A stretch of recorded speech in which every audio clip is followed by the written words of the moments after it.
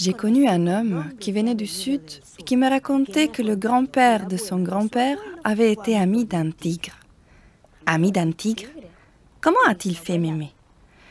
Le grand-père de son grand-père était un guerrier mapuche. Une fois, à la fin d'une bataille avec les soldats blancs, il s'est retrouvé du côté ennemi.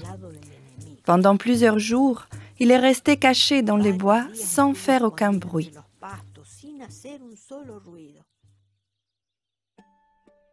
Un après-midi, il regardait partout et il ne vit ni guerrier mapuche, ni soldat blanc. Il était sauvé, mais très loin de son peuple. Il avait marché toute la journée dans le désert et la nuit, il se trouvait toujours en territoire étranger. À l'improviste, il vit deux petites lumières. Il pensait que c'étaient des gens qui avaient allumé un feu, mais après, il s'est rendu compte qu'il s'agissait des yeux jaunes d'un tigre, et les yeux se rapprochaient toujours plus. Le guerrier eut peur et s'est senti seul, et se mit à pleurer.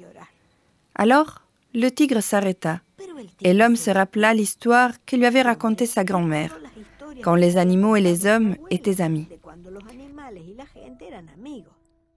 Peninahuel, il l'appela, que frère tigre dans la langue mapuche. Ne me fais pas de mal.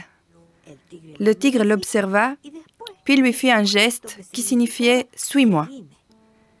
Et l'homme le suivit. Ils marchèrent toute la nuit, et au jour, marchèrent encore. Durant la nuit, le tigre le mena à un refuge caché dans un pewen, pendant que le tigre dormait sous les branches.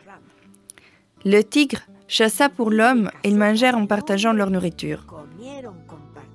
Ils couraient et jouaient dans les sables du fleuve. Le tigre se laissa même caresser.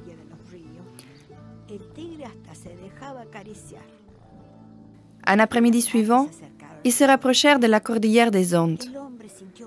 L'homme sentit que le vent lui amenait la fumée et l'odeur du feu de son peuple. Cette nuit-là, ils dormirent comme l'avaient toujours fait, mais au matin, le tigre n'était plus là. Et l'homme le chercha, mais ne put pas le retrouver. « Merci, Peninahuel !» cria au vent qui amenait ces paroles au tigre.